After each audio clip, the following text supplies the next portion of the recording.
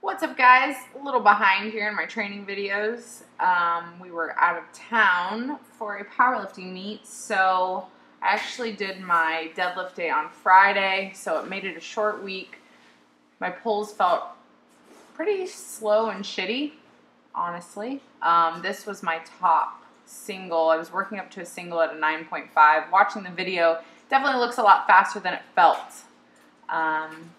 So I ended up doing 275 for a single, 300 for a single, and 325 for a single was that top set. And then I had a double at 9, so I just dropped back down to 285, and Eric suggested that I work my way back up. So I ended up doing 285 for 2, 295 for 2, and then 305 for 2 after the 325 single. So we figured out that I think we've been slacking a little on my deadlift, and I think that's my fault for taking big jumps when I warm up and, you know, just working up to that top set for my RPE and not really getting, I don't think I need necessarily a lot of volume, but I need more than what I've been doing. So we're going to change some things there, make that better. I was actually surprised I did squats after my deadlifts. I usually do pause squats after, but I did regular squats and then pause squats because I took them out of my Thursday since I knew I had to deadlift on Friday.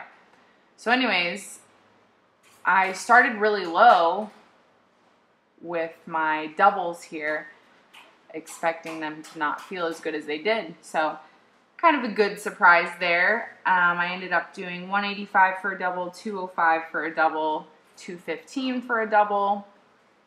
And then my top set was actually 235 for a double, so very pleased with that. I definitely know that the added frequency of squatting has helped me. And I think, too, because, you know, we put pause squats back in, and I'm doing those either with, usually with the safety bar, with a more narrow stance, just not slacking as much. And I think it also helped, you know, taking smaller jumps and ending up with total volume overall. So yeah, that was that. Squats felt good. And then after my regular squats, I did some high bar pause squats.